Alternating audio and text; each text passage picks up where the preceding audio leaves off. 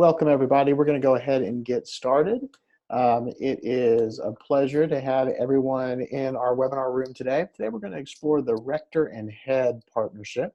I'm David Mattis. I'm the Executive Director of SAES, and I'm joined today by our Director of Professional Development, Mary Catherine Duffy. Good afternoon, Mary Catherine. Hello, everyone. Glad you're here. Hope everyone is having a great day today. Let's go ahead and take the Q&A box for a test spin. That's going to be the primary way you're going to communicate to send questions. And we're already getting some good greetings from the Q&A box. Hello. If you would type in what city you are in, that way we will know the Q&A box is working. So the city, or if you just want to say hello, that's awesome too. We're starting to get some responses. Good deal. So that is working for us. So again, throughout the presentation today, as questions pop up, just enter those into the Q&A box, and we will make sure that we get all of the questions answered before we finish up today. Also, I sent an email out to the people who registered early. If you had the burning questions, I asked you to send those to me, and we got some good responses on those. So we'll handle those questions as well towards the end of the presentation. But please don't hesitate as questions pop up to type those in and let us know what you're thinking. And we want this to be as individualized and really help you feet on the ground as much as we possibly can. So let's take a look at the head-rector relationship. So I wanted to start today with a few just general observations about this relationship. First, when I work with schools, I think Mary Catherine would agree, the relationship between the head of school and the rector is absolutely critical to the success of the program, to the success of the school, to the success of the church. That relationship is so critical. So I think it's important that we stop and recognize that. This is important stuff that we're talking about, and it's going to have a direct connect to the success of the program. Another observation through just working with both parishes and schools is that the governing body of a parish, which is the vestry, just interacts with its CEO, for lack of a better term, who is the rector, differently than the governing body of a school interacts with its CEO, which is the board and the head. I'm not saying one's necessarily better than the other, but my experience is that the way that the board interacts with the head may or may not be the exact same way as the vestry interacts with the rector. And so that affects leadership styles. When there's crossover, that also affects expectations for how the vestry interacts with the rector as opposed to how the board interacts with the, with the vestry interacting with the rector as opposed to the board interacting with the head of school. So I think it's important that we just recognize that difference as well. Another idea or observation is when a parish decides to add a school operation to its ministry, that adds immense complications. Now, that decision may have been made a long time ago in some of your communities, if you're working in a school that was founded in the 50s or the 60s, or it may be a recently made decision. Regardless of when that decision was made, whenever a church makes the decision that it's being called to do school work, it adds complexity in the size of the operation, and definitely the size of the budgets that are involved, and definitely the personalities of the people that are involved as well. So this is a complicated issue, and the two leaders that have been called to lead those two different organizations under the umbrella of parish ministry, they're walking into some complex, complicated ideas. And so I think we need to call that out. And then finally, my last observation, I work with a lot of schools, I work with a lot of parishes, and I spend a lot of time trying to promote good behavior between parishes and schools. I really do work from the place that everyone is trying to do the best they can. They're bringing different skill sets, they're bringing different experiences, some positive, some maybe not as positive. But I truly believe that everyone is trying to do the best that they can. I think it's important that we start from that point as we get into some of the complexities and working out some of the issues that arise. Let me stop there and ask Mary Catherine if she has anything to add from these initial observations. No, I think the only thing I would add is just the relationship between the head and the rector in a lot of times, the rector, it isn't more important, but does lead kind of the way in terms of the parish. And I really do love what you said about how they operate differently. And just the reality is that the rector sets the tone for the parish, who oftentimes doesn't really know exactly what's happening in the school. And so that the regular communication in that relationship does matter. It was a gift to me as a head of school. So as we walk through this, I think we got to remember that. Very good. Well, let's take a look at some of those differences. So again, we've got, if you know me, you know I'm a dog lover, so you can't come to one of my webinars or sit through one of my presentations without fun dog slides. So let's talk about these two leaders and what can we do to make these two leaders understand each other and understand that they're called to do the same type of mission, but do it in a different expression. That's where I think we start. This idea that churches and schools have a common mission. They're joined, in a miraculous way to do the work of the church, but they do so in very, very different ways. Many of you have seen this slide before, so I'm not going to spend a ton of time going over it. But my point is pretty simple. There are different communities that are called to do the same thing. So, for example, the parish on any given Sunday is pretty much all Episcopalian or people who are willing to learn to be Episcopalian. The school is almost the exact opposite. So the national average is somewhere between 13, 14, 15% of the people in an Episcopal school community are Episcopalian. That can sometimes be a friction point in that you've got the majority of the people in the school community that maybe have a limited understanding of how we as Episcopalians do church or do community. There may be an interest in learning about that. There may be no interest whatsoever.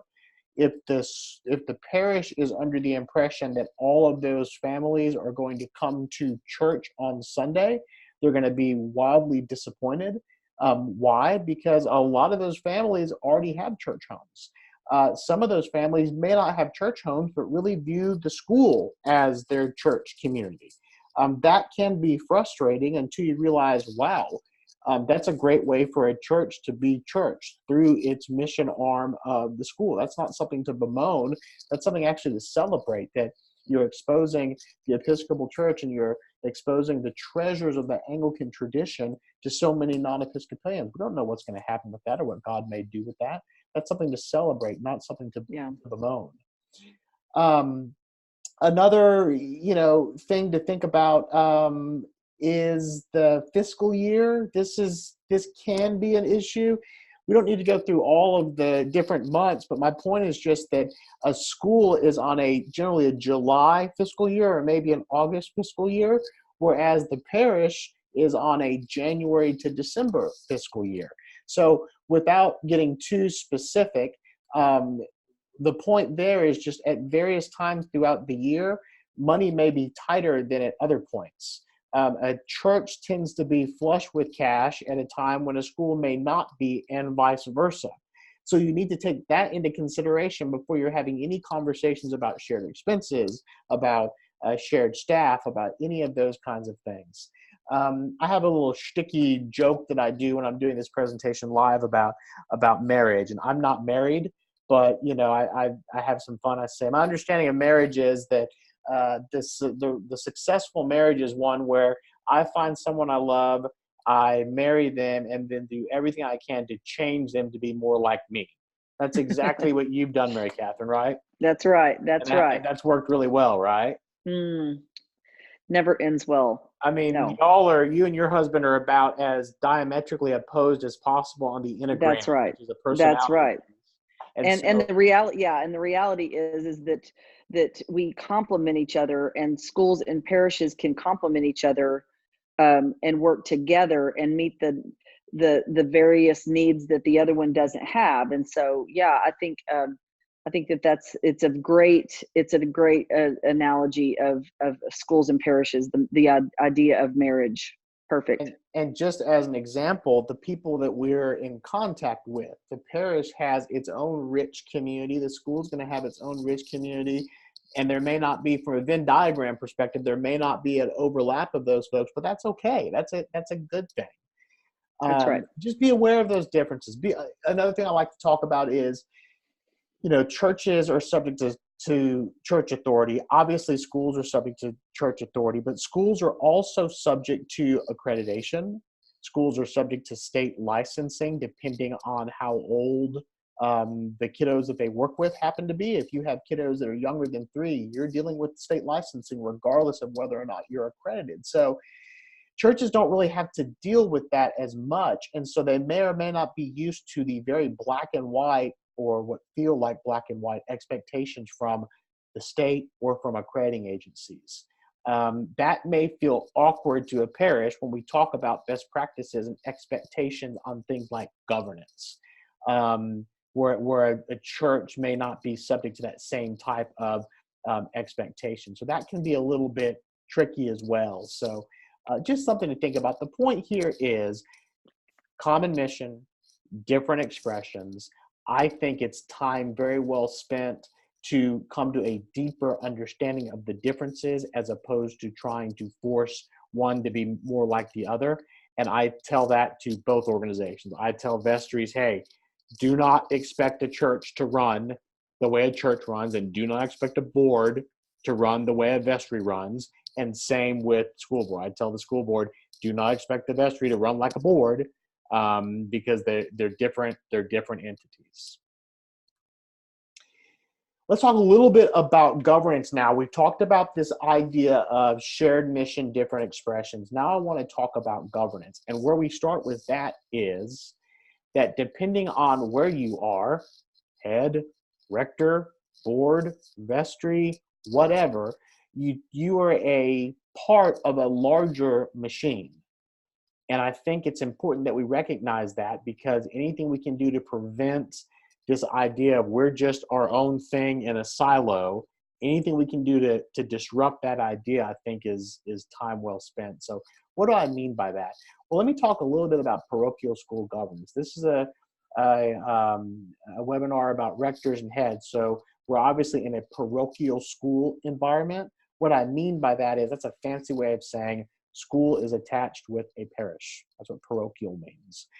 And so in the parochial school governance, you're going to see 5 different actors or players. At the highest level is the diocese, and the incarnation of that is the bishop. In some dioceses, you have a schools commission, which if you are in a diocese, with a school commission, know who the leader of that is. If you don't know if you have a diocesan schools commission or not, find out. And the way you find out is either call the diocesan office or call me. But if you are in a diocese with an active school commission, make sure you're plugged into that commission and you understand that, because that's the link between schools as a whole and the bishop and the diocese. But that's the highest level of governance. Under the diocese, we have parishes. The vestry is the governing body of the parish and calls the rector. The vestry then says, you know what? School operations are complicated. We have our hands full with running the day-to-day, governing of the parish. We now want to create a school board, and we're going to empower that board to be the governing body of the school. And so the parish creates the school board. Now it can take all sorts of different forms. There can be a separate incorporation. There can be one corporate entity. But regardless, the vestry is not the governing body of the school, according to best practices. The vestry would have delegated that role to a school board. There's a whole lot of reasons for that. Partly, it's different communities in a lot of ways, and there's not a disconnection there. But it's best that a board is created that is closer to the operation of the school to serve as that governing body while still being accountable to the vestry. It tends to be just too large of a job for a vestry to try to do on their own. So the school board is created, and then the board hires its one employee who is the head of school. The head of school then hires all of the employees of the school on behalf of the school, which would be your faculty, your staff, et cetera, et cetera. So The connections are important, but equally important is where you do not see a direct line. So, for example, you do not see a direct line between the parish and between the head of school. Why is that? Well, the head of school really is not an employee of the parish. In this structure, the head of school is an employee of the school board. So that's why there's not a direct line between the parish and the head of school. Rather, the head of school reports to the board. The evaluation of the head of school is handled by the school board. Feedback, support, all those things to guide and to encourage and to, when necessary, kind of give some different direction to the head of school should come from the board. Now, often the rector is a member of the board, even the chair of the board. So the rector will be playing a role in that, but that is in her or his role as a member of the school board. So that's an important nuance to understand. There's not a direct connection between the parish and the head of school.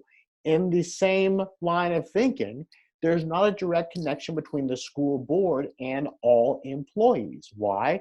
Because the employees of the school don't work for the school board. So hiring, when necessary, termination, faculty evaluation, guidance, professional development, when things are not going the way we want them to, and we want to make that clear, those types of things come from the head of school to the employees, not from the board. There's a whole slew of reasons for that, many of which are legal, that go to the board's fiduciary responsibilities and fiduciary duties to make sure that the head is doing what the head is supposed to do as the leader of that organization. So where you don't see lines of connection are actually as interesting as where you do see lines of connection. Let me stop there and ask Mary Catherine if she has anything to add to that. Not really. Just it's just such a critical.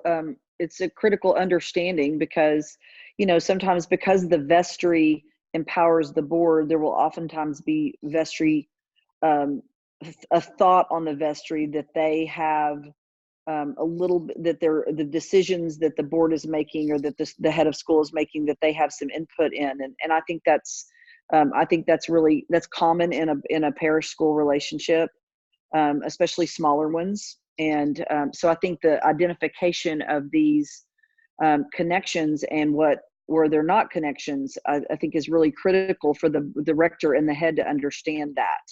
Yeah, and it's messy. It's not as black and white as we may like, because remember, there is a connection between the parish or the vestry and the board. Right. So certain things regarding finances, we're going to talk about bylaws in a little bit, those kinds of things. It's not as if the parish embodies the school board and then we never talk again. Right. It's not that. There is a connection, but the two leaders need to be aware of their role in that process. So the rector is not, for example, the boss of the head of school in most environments. Right. The board is the boss of the head of school. And if you're in a situation where you're trying to have more than one, you're trying to make the head respond to more than one employer, that can really be tricky.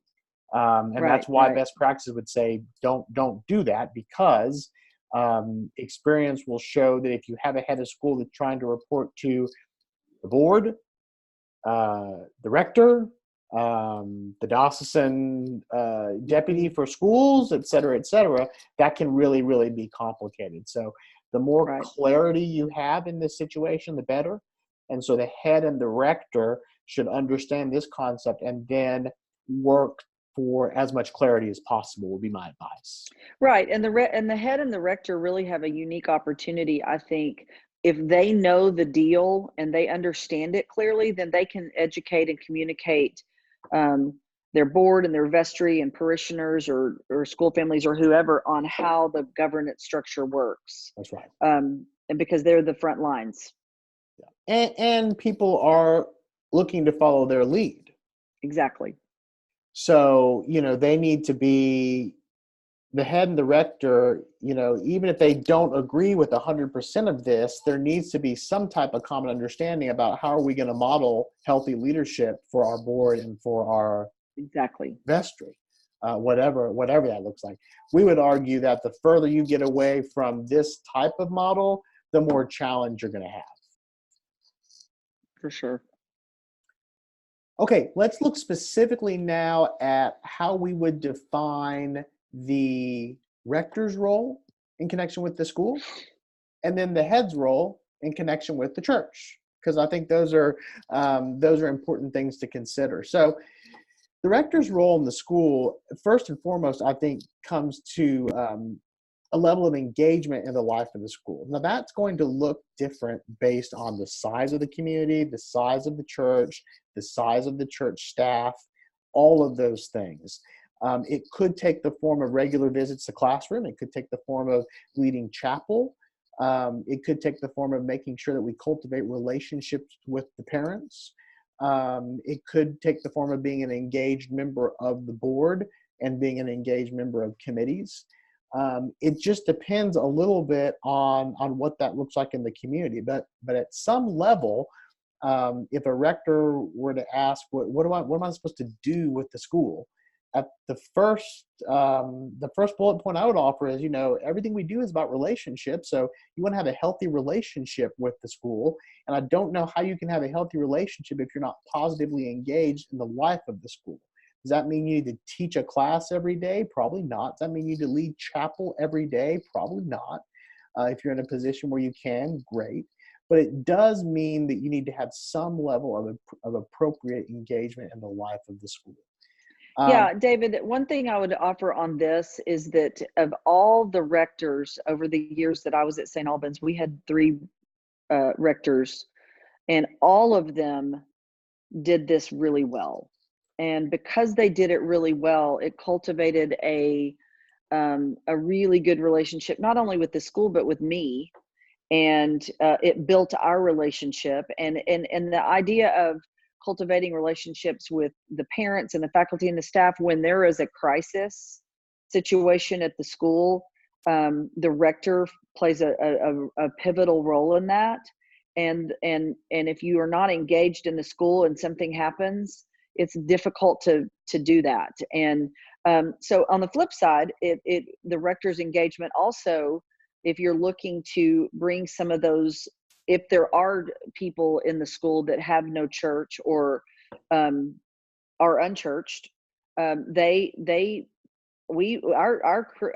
rector's engagement in the school oftentimes would build membership in the church. Sure. Because people had relationships with that priest because he was engaged in the school. And so I think that's a real important aspect of the role. Well, and to get even more granular, when rectors, I get lots of questions from new rectors coming into, not necessarily new rectors, but new in their environment, or maybe first time to have a school.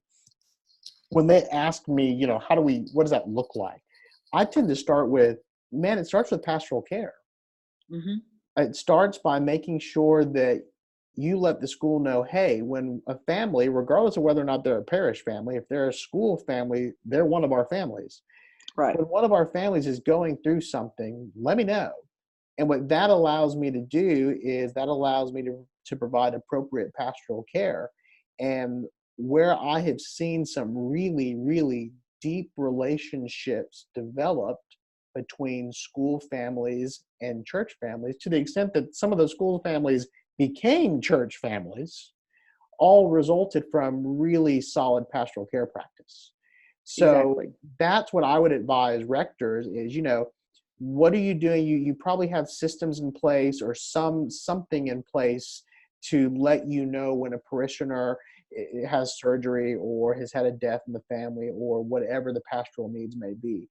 Ask the question, okay, how do I make sure that when there's a pastoral need at the school, that shows up on my radar screen? That's another great way to partner with the head is right. Make sure that when we have our regular conversations, one of the things we talk about is, where's the pastoral need? What's going on? Who's hurting? Who may need a little encouragement? However you approach pastoral care. To me, that's one of the best things that a rector can do, because it's gonna cement the relationship between your head, and it's gonna cement the relationship between the parish and the school. when they realize that, wow, this rector really, really cares about all of his or her people. Right. That follows, the next two bullets on the slide. I mean, to me, the pastoral care piece is part of representing the school of the larger community. It's part of being the spiritual leader of the community as well.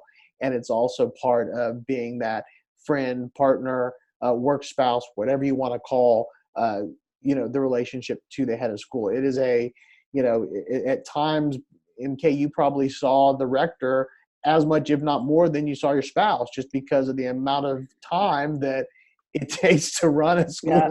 church. Yeah, that's absolutely true. And what I talk about all the time is just the reality of um, the difficulty of the job that a head of school encounters every single day.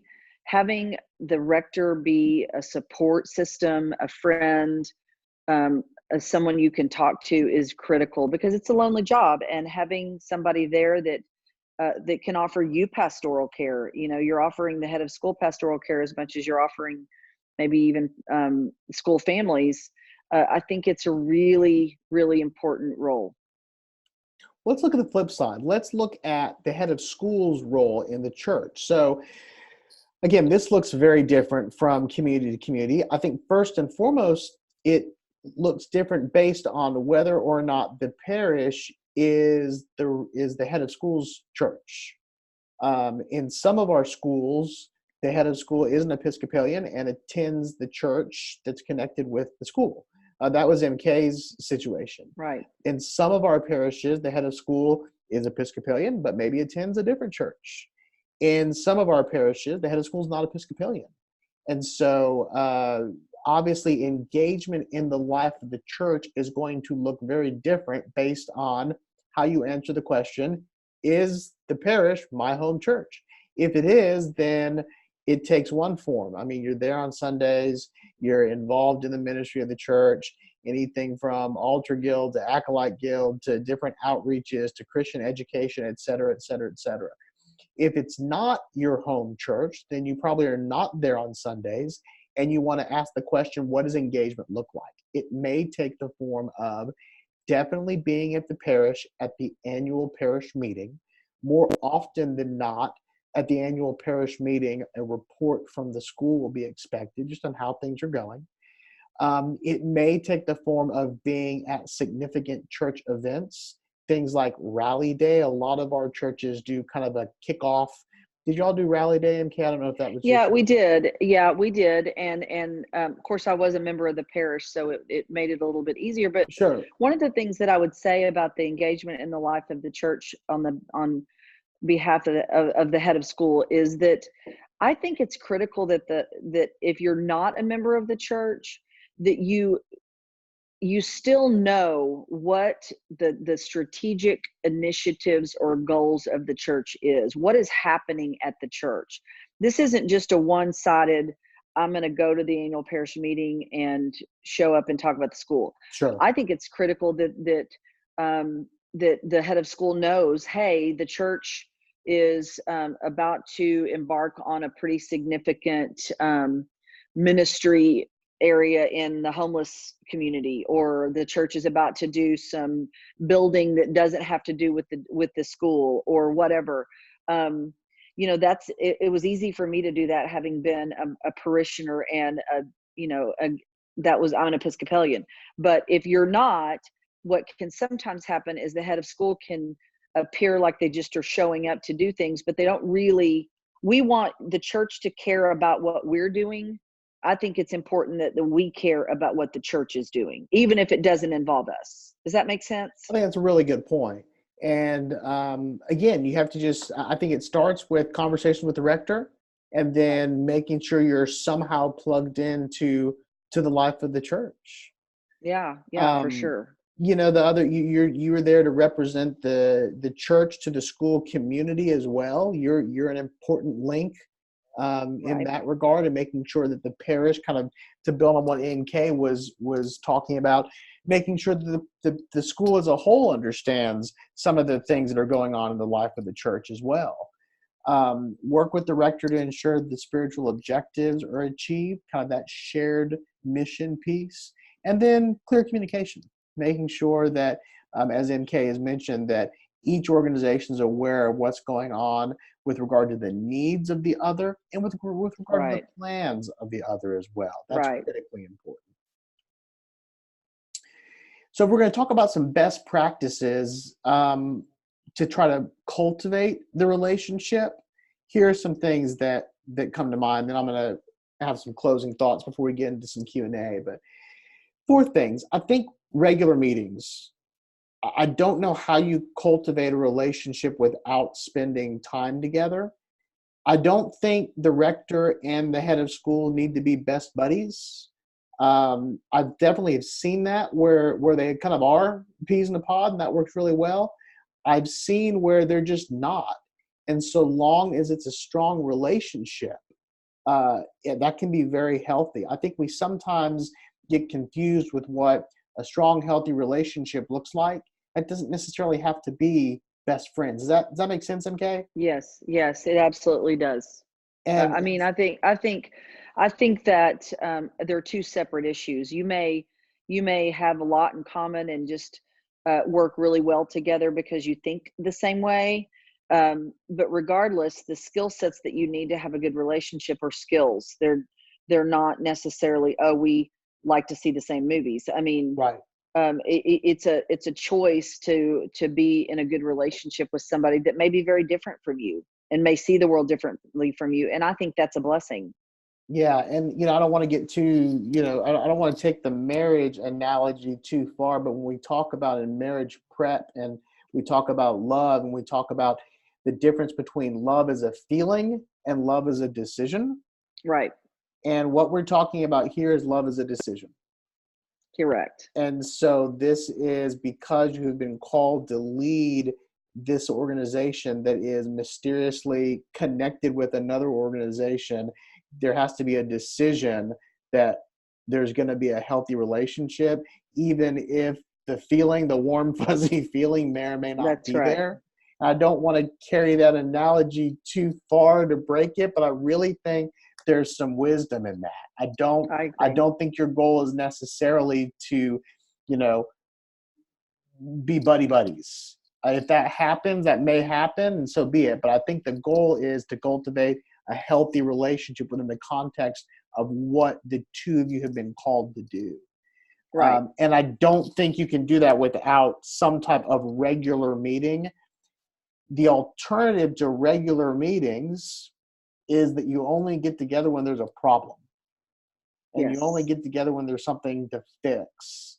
And while you're definitely going to have those conversations, you really don't want that to be the only time that there's interaction. You want to be able to, for lack of a better way to describe it, build up some relationship capital between those periods of having to fix things or solve things, if that makes sense.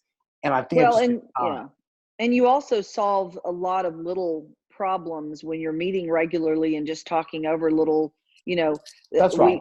we talk a lot about death by paper cuts. Sometimes relationships go south because there's just little bitty irritations that we've never addressed That's right. because you borrowed the church lounge without asking, or the church just assumes that the school is going to pay for something. Little bitty things that may not seem important by themselves, but when they add up, all of a sudden everybody's mad because we haven't communicated regularly. And seeing if there's not a regular meeting that happens, there's no place to address those paper cuts. Right. Exactly. If there's a regular coffee, a regular breakfast, a regular whatever, then there's a nonplussed way to address those paper cuts or those irritants. Otherwise, the only time to address those are when they have become big, huge wounds, if that makes sense. Exactly. Support, there's got to be mutual support. There's got to be an agreement to enter into the covenant of no surprises. Even when the news may not be awesome, we're not going to surprise each other. Right. And there's got to be a level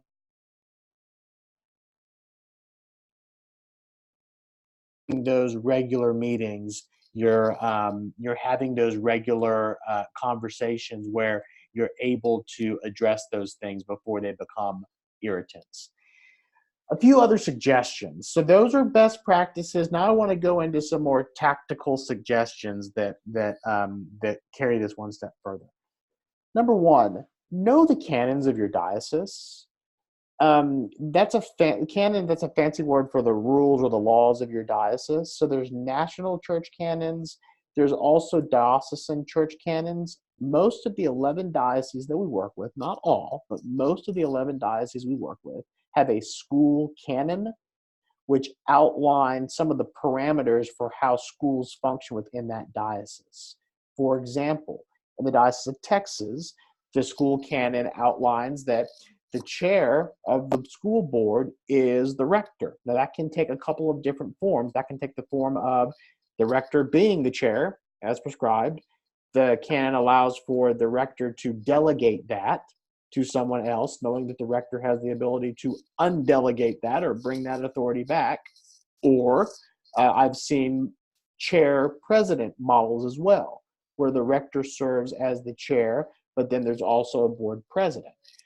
All of those models are popular in the Diocese of Texas, where the canon has some expectations.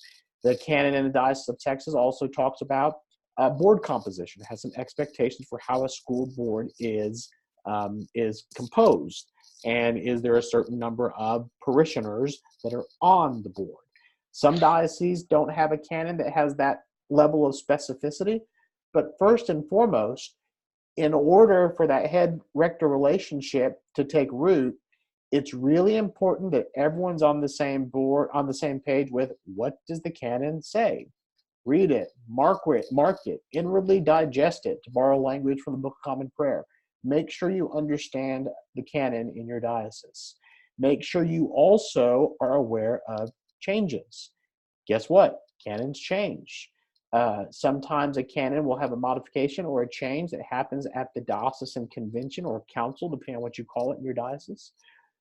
I'm not saying that everyone needs to be at council or convention, but someone needs to be aware of what's going on at council or convention with regard to the school canon this year. Lots of times the answer to that is nothing. However, sometimes the answer to that is, oh, we're going to make some pretty big changes. You want to be aware of that. So the way that the parish is represented at diocesan convention or council is obviously the rector and the clergy have a seat and voice and vote, but also every parish sends a delegation to the diocesan council. So just be aware of that. The second suggestion is be aware of whether or not there is a diocesan schools commission in your diocese.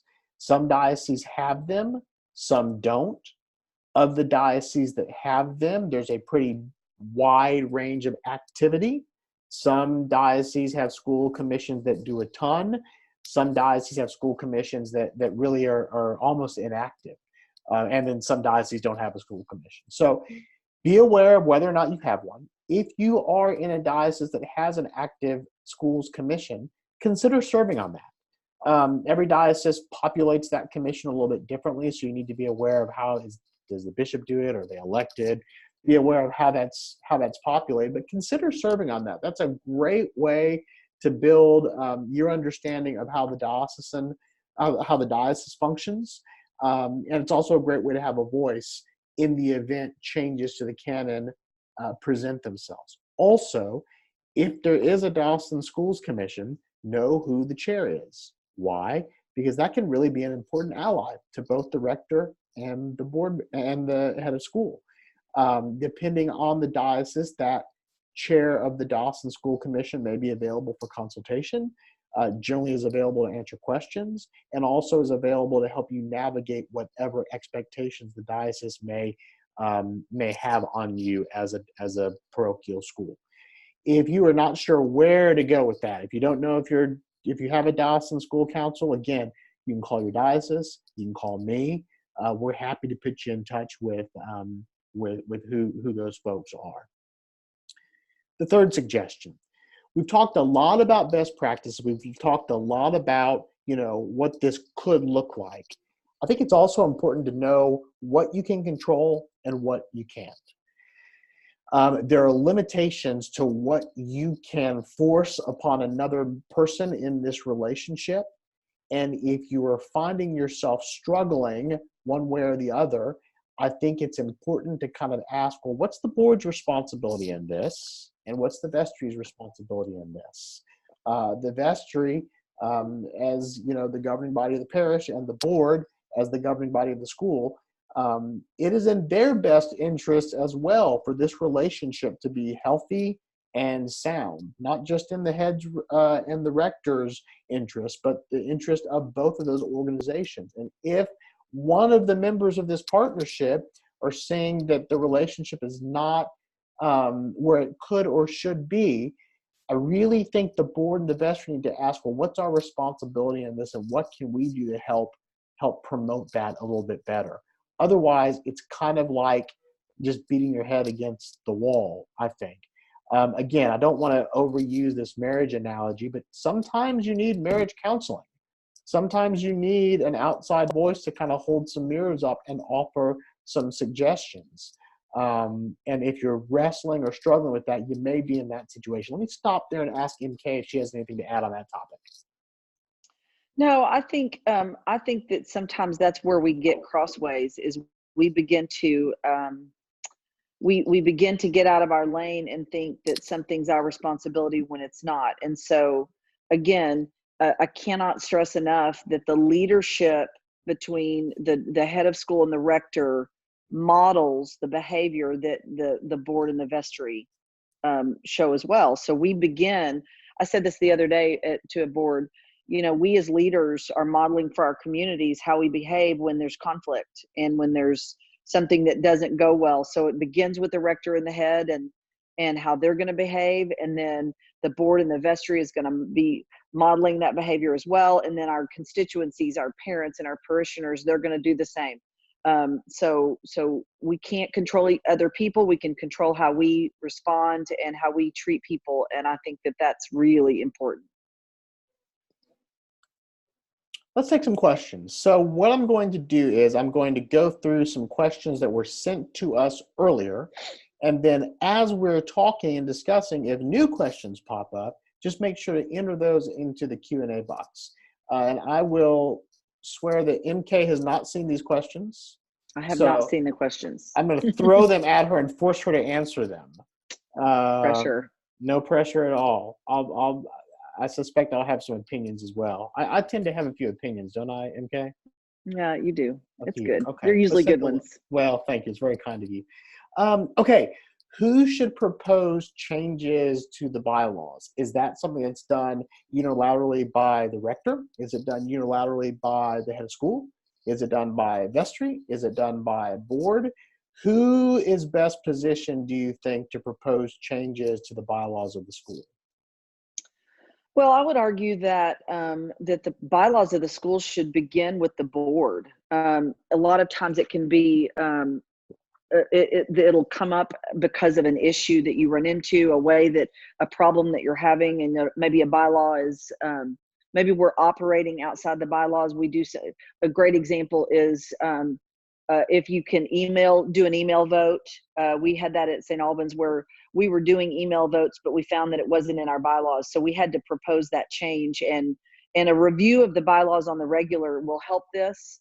But I would argue that it should begin with either with a board and the head of school kind of talking through, and then usually those bylaws will get changed, will get amended, and then will be sent to the vestry. I don't know of a situation where a vestry would do that.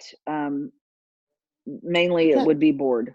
I can't think. The only thing I can think of is, I could certainly think of, because more often than not, you're going to have vestry people connected on. You're going to have Correct. vestry people sitting on the board or a vestry rep, and so recognizing that the board still is at some level accountable to the vestry while still exercising functional independence. I could see where certain things like percentages of Episcopalian, right, people on the board, that could be a conversation, obviously within the realm of the parameters of your canon, but that could be a conversation that could originate at the vestry. Yeah, Um, that's true. trying to think what else, Episcopal identity may be Episcopal identity, something that we're possibly. doing. Is Maybe on a yeah, few of the bylaws, and it comes up that nowhere in the bylaws that say we're going to have an Episcopal identity as defined by A, B, and C. That right, may be something that where the conversation could start. So correct. I agree that the bylaws are the governing the rules of the governing body of the board. And so if a board has been fully empowered by the vestry, it really should be able to set its bylaws, if that makes sense. Now, let me ask this. What about bylaw changes, and should the vestry approve those bylaw changes? What do you think about that? Well, I think they should. I mean, some canons stipulate very clearly that any bylaws changes have to be ratified by the vestry. Our canon in the Diocese of West Texas implies that big decisions, significant changes, things like that are sent to the vestry for approval. And so yeah, I think that those kinds of things, if you were to have bylaws, the board decides to set bylaws that no vestryman can be on the board. Well, Right. that's clearly something that the vestry is not going to agree with. And um, Or if the board proposed a bylaw change that was contrary to diocesan canon, for example. Yeah. correct. So yeah, I think that yes, um, of course, depending on your canon, some canons require that. Some canons do not. They're more implied rather than required. But I think generally it's best practice to do that. So to me, it feels a little bit different if the verb is propose versus approve or ratify. Right. That it feels different to me. Ideal world, I think the proposed changes, a good board is constantly making sure that its bylaws are up to date, both legally, canonically, Correct. best practices. So that should probably originate at the board. However, if we go back to the governance chart, the board and the vestry are connected. So it does seem like it shouldn't be done completely in a silo, and normally that's through a ratification or an approval process. Correct. One more thing, just to add another layer of complication, in some dioceses, the expectation is that the diocese also approve bylaws as well. So just be aware that, depending on your diocese, there may be an expectation that a board makes a change to its bylaws, it's ratified or approved by the vestry, and then again ratified or approved by the bishop or the diocesan office. So just be aware that that may be the local expectation. Okay. That wasn't that bad, MK, was it? No, it was good. Okay, let's have another one. Ooh, this is a good one. What if there's a Mm, disagreement about how to plan chapel? So I am from a high church tradition. And so let's say I think the ideal gold standard for chapel with the kindergarten and early learning facility is write one morning prayer with incense. That's the yeah, way that's that God tough. intended it to be. What happens, I'm being a little tongue in cheek, but what happens if there's a fundamental disagreement about how chapel is planned, how chapel is executed, those kinds of things? How do we handle that? Yeah, that's going to be a challenge because ultimately, I view, and I think even in our diocese, our bishop would view that one of the fundamental jobs of the rector is to oversee the spiritual development of the community, including the school. And so in our community, the planning of chapel, the themes, the how we do it, um, that's all under the rector's guidance. Now, I always had plenty of things to say about it and advice to give about how we do things.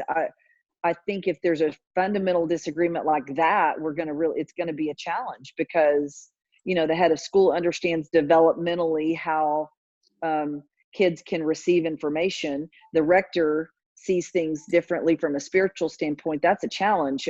Ultimately, in our situation, it was that the chapel was planned by the rector. And so that I can see where that would be a real issue. And from my perspective, this falls into a shared responsibility piece. It's Yeah, based on a lot of things, on how engaged the rector or the clergy of the parish, how engaged they are in the life of the daily chapel, if that makes sense. right, I think it also is a bit of a push me pull you on, like you said, the developmental piece, because I will tell you, in seminary they don't go through um, the developmental work at the same level that they do in education training, for example.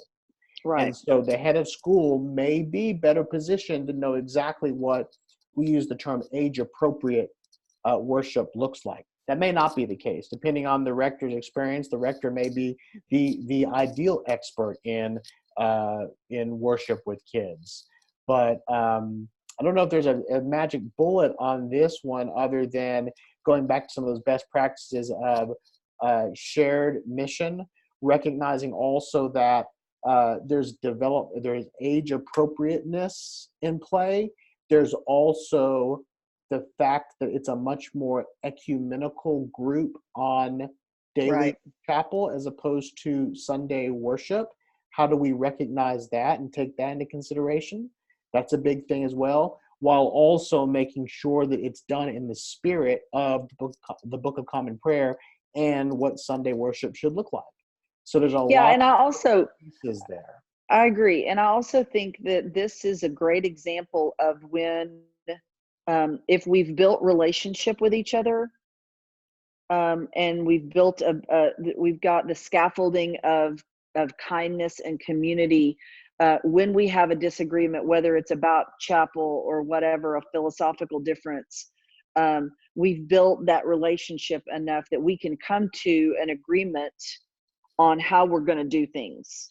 And we realize that it's because it's shared decision making, and we're able to respect each other and come to some sort of compromise on an issue that we disagree on. I think so. I think so. Okay. Should the rector sign faculty employment contracts? What are you thinking, Kay?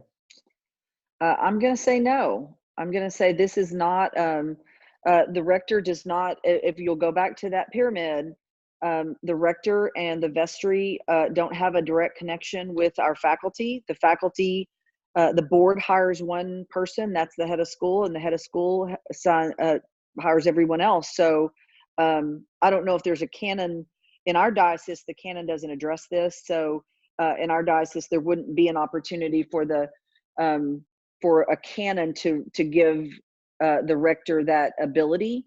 I say the head of school signs faculty employment contracts because they're the ones that are hiring and ultimately, if need be, dismissing those employees. Yeah, I think so. I think going back to our chart, I think having the rector sign faculty employment contracts muddies the waters in a whole lot of different ways. Yeah. The unspoken message, well, not really the unspoken message. The spoken message there is faculty work for the rector. That from a parochial governance perspective, that's not best practice. Correct. Obviously, every employee of the church serves at the pleasure of the rector. But what we're envisioning here is, again, common mission but different expressions. And the board has one employee, the head, and the school's employees are all supervised by the head of school. So, for a whole lot of reasons, to me, this feels like an unnecessary muddying of the water. Did the rector at your school sign employment No, contracts?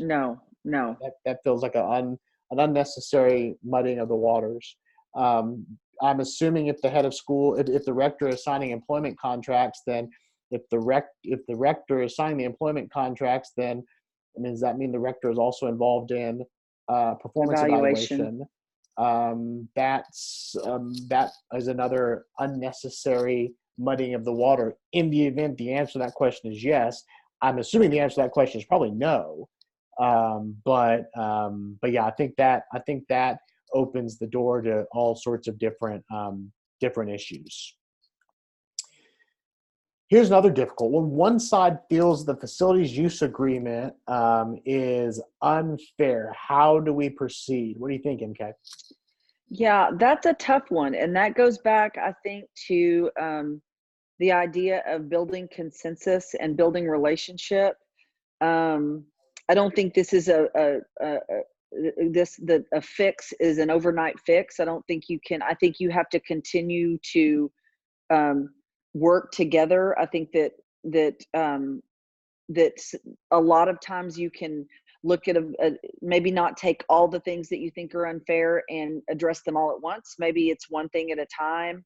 I think one way that this helps is to have more than just the rector and the head should be talking about this. So if you Right. have a committee of people, you have the rector and maybe the junior warden, and maybe in our case it was always the parish administrator, and then on my side it was the head of school, it was the business manager, and we were talking about what our needs were and what our budgets were, and we had our board chair there, and then there's more people with different perspectives, so that if there's not more people and it's just two people that have decided to get kind of sideways about something, then there's nobody else that can say, hey, maybe we can compromise on that. Does that make Yeah. sense? Yeah, So I think it makes a the ton of bigger sense. committee is helpful. I think having a few more, with limits. You don't want it to be a committee of 25 Right, right. with limits. I think the other suggestion I would throw in, again, I keep going back to relationship, but I think healthy relationships have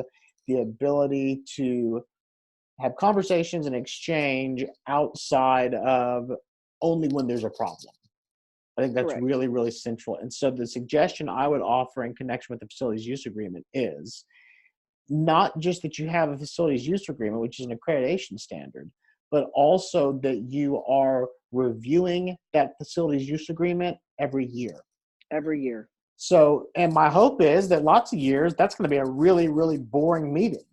But the hope is that that's a way for you to inject planned conversations where you can maybe open the door to have some discussion about, that feels a little bit wonky. When we wrote this 3 or 4 years ago, those percentages were based on square foot usage, and things have shifted.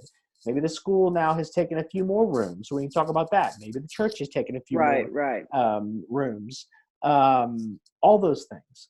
But if there's a non-plus annual review of that document, then I think there's a better chance to have some good give and take, as opposed to the only time we get together and pull the file out is when someone's hacked off about something. Yeah, and I also think that and this would speak to rectors and heads. I think that we come to the table without um an ego, and I think that you don't come to the table with it's my way, it's got to be this way or the highway. I mean, Right. I think you got to come to the table and you got to be a listener and you got to be willing to hear what each other is saying, and not just hear the words but really hear what's underneath that situation. And again, if the rector and the head are engaged in each other's entities, if I come to the table and I know that the church is struggling, I might have a different perspective than if I didn't know that, or vice versa. If the school has lost enrollment and the church doesn't know that, and they keep expecting, and the rector doesn't even know that, and they keep saying, "Well, you've got to pay this part," without even acknowledging what's happening at our own in our own home. I think that that's important.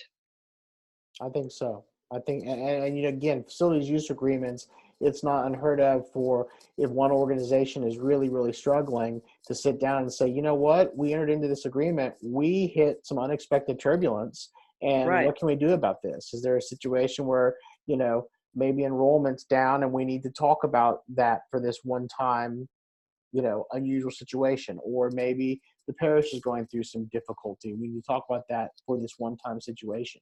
if there's Right. if there's a way to have that conversation, there's a much higher probability that you can come up with an equitable solution. Yes. So good work, MK. None of those were too Yeah. horrible. No, those were great questions. So, Great gang, questions. we're coming to the end of our time together, so I want to honor the time. So, thank you all very much for joining us today. I'm going to stop the recording, and then we'll just use the balance of the time to see if there's any other questions. But thank you all so much for being with us, those of you that are watching the recording.